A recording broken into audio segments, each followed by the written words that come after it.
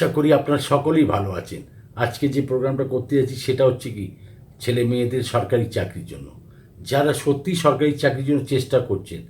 মানে আমি আপনাকে একটি উপায় বলবো, অতি সহজ, এর আগেও অনেক বলেছি, কিন্তু সরকারি চাকরির জন্য যে উপায়টা বলেছি সেটা তো কার্যকরী রয়েছেই, কিন্তু আজকে যেটা বলতে যাচ্ছি আপনার এর সাথে জুড়ে আছে আপনার ভাগ্য। দেখুন, যারা সরকারি চাকরি প্রাপ্তি করার জন্য মানে ভীষণভাবে চেষ্টা করছেন, এক্সাম দিচ্ছেন, অল্পতেই কোনো অল্প হয়তো 2-1 নম্বরের জন্য আপনি কেটে যাচ্ছে, মানে ভীষণ তখন মনে কষ্ট লাগে যদি এটা কেটে যায়। দিন রাত আপনারা পড়াশোনা করছেন, প্রিপারেশন করছেন, মানে কি বলবো, বাড়িতে পুরোপুরি একটা মাহল এমন হয়ে যাচ্ছে, মানে যেখানে পুরো শান্তি, মানে আপনার পড়াশোনা ছাড়া কিচ্ছু মাথায় ঢুকছে না। দেখুন, সরকারি চাকরি, রাজ্য সরকার হোক বা কেন্দ্রীয় সরকার হোক, যে কোনো সরকারি চাকরি হোক না কেন, 7টি গ্রহের মধ্যে 9টি গ্রহের মধ্যে দেখুন, সবথেকে বড় রোল প্লে হচ্ছে রবি গ্রহের সবথেকে বড় রোল প্লে হচ্ছে আপনাদের সরকারি চাকরির জন্য। যে কোনো সরকারি চাকরিতে দেখুন মুখ্য ভূমিকা হয় রবির। তার আমাদের জন্মছকে যদি বলা হয়, বা আপনার জন্মছকের মধ্যে যদি বলি, 50% ওনার হাত থাকে রবি গ্রহের, আর বাদবাকি সব 50% আপনি অন্যান্য গ্রহের। এবং তার থেকে বড় হচ্ছে কি, রোল প্লে হচ্ছে আপনার জন্মছকে আপনার গ্রহের অবস্থান, এবং তার সাথে হচ্ছে কি আপনার ভাগ্য। দেখুন, আপনার ভাগ্যে যদি থাকে সরকারি চাকরি, সরকারি পড়াশোনা, সরকারি চাকরি, যাই কিছু করুন না কেন, মানে এটা তো বিশাল বড় হচ্ছে আপনার ভাগ্য। আপনার জন্মছক নির্ধারণ করতে পারে, আপনি দেখবেন ওটার মধ্যে অনেক কিছু বোঝা যায়। কিন্তু আমি জানি এগুলোকে, আপনারা চেষ্টা তো প্রচুর করে যাচ্ছেন। যাই হোক, আপনি যে কোনো পরীক্ষাতে বসছেন বা যে কোনো ইন্টারভিউতে বসছেন, যেমন সিএ, সিএস, সিএফএ, মানে নিট হলো, আইআইটি হলো, ক্যাট হলো, যে কোনো পরীক্ষাতে আপনি বসছেন, মানে যে কোনো পরীক্ষাতে আপনি বসতে যাচ্ছেন, তার আগে ইন্টারভিউতে যদি যাচ্ছেন, তার ইন্টারভিউতে যদি দিতে যাচ্ছেন, তাতেও যদি আপনার মানে হয়ে যান, বাদ চলে যান, তখন ভীষণ কষ্ট হয়। মানে আমি আপনাদেরকে বলবো, এমনই একটা উপায় বলবো, যেটা করে যদি আপনার জন্মছকের মধ্যে রবি গ্রহ যদি কমজোর আছে, বা কোনো পাপী গ্রহ তার দৃষ্ট রয়েছে বা নিচস্থ রয়েছে, তাহলে এটাকে আপনাকে বলিষ্ঠ করে তুলবে। আর আপনার ভাগ্যের মধ্যে যদি এক বিন্দু মানে 1% যদি চান্স থাকে, এটা কিন্তু বলিষ্ঠ করে তুলবে, আর আপনাকে সরকারি চাকরি দিয়ে থাকবেই। রবি গ্রহের এই প্রয়োগটি আপনার ভাগ্যকে ভীষণভাবে বলিষ্ঠ করে তুলবে। যদি আপনার ছকে বা জন্মকুণ্ডলিতে রবি গ্রহ কোথায় না কোথায় যদি কমজোর থাকে, এই প্রয়োগটি করি আপনি রবি গ্রহকে ভীষণ বলশালী করে তুলতে পারবেন।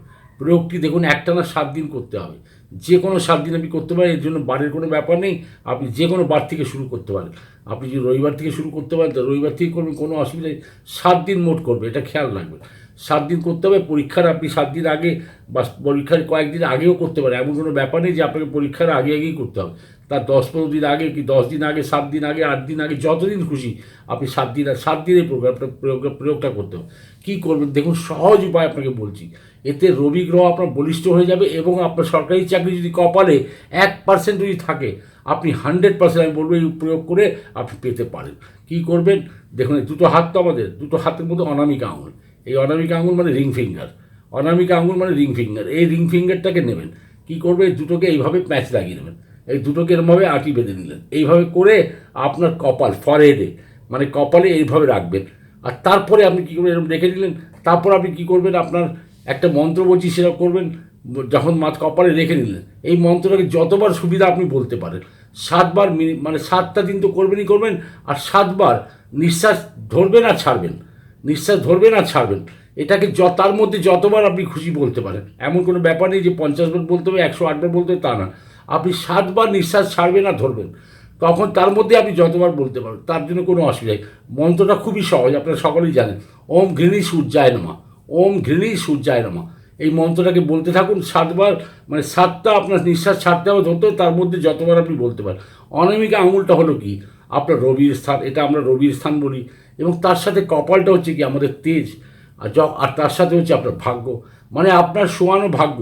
আপনি বারবার ফিরে আসছেন সরকারি চাকরিতে, আপনি যাচ্ছেন, সব কিছু করছেন, পরীক্ষা দিচ্ছেন, ফিরে আসছেন, তাহলে এটা আপনার ভাগ্যটাকে বলিষ্ঠ করবে, আর রবি গ্রহ জাগৃত হবেন। তার সাথে আপনার সরকারি চাকরির যদি ভাগ্যে থাকে, 100% আমি বলবো আপনার চাকরি লেগে যাবে। কিন্তু একটা কথা হচ্ছে, দেখুন, সর্বপ্রথম আমি বলবো জন্মছকের মধ্যে, মানে আপনার যদি জন্মছকের মধ্যে ভাগ্যস্থানে যদি আপনার বলিষ্ঠ গ্রহ যদি থাকে, আমি বলবো 100% কেন 1000% আপনার এটা এই ধরনের চাকরি হতেই পারবে, হবেই হবে। আর সরকারি চাকরি এমন কোনো ব্যাপার নেই, আপনি সরকারি চাকরির অধিকারী হয়ে যেতে পারেন যদি আপনার রবি গ্রহকে মজবুত করে রাখেন। দেখুন, উপায় তো অনেক রয়েছে, আমি আগে অনেকগুলো বলেছি, সেগুলো করবেন। এটা খুব সহজ উপায়, 7 দিন করবেন মোট। 7 দিন খেয়াল রাখবেন, এটা 7 দিন করবেন, যে কোনো দিন থেকে শুরু করতে পারেন, কোনো অসুবিধা। সকাল, বিকেল, দুপুর, রাত্রি যে কোনো সময় করুন, তাতে কোনো অসুবিধা। কী খেয়ে আছেন না খেয়ে আছেন তাতে কোনো অসুবিধা, কিন্তু সকালবেলা যদি করেন খুব ভালো হয়। সকালবেলা যদি করা হয়, 12টার আগে আগে যদি করেন তাহলে খুব ভালো হবে। এই প্রয়োগটা করুন, দেখবেন খুব ভালো ফলাফল পাবেন। আশা করি আপনার সরকারি চাকরি যদি পেয়ে যান, আমাকে কমেন্টসের মধ্যে অবশ্যই একটা কিছু লিখে দেবেন, ব্যাস। আর কিছু আমার দরকার নেই। ভালো থাকুন, সুখে থাকুন, আনন্দে থাকুন। আবার দেখা হবে। নমস্কার।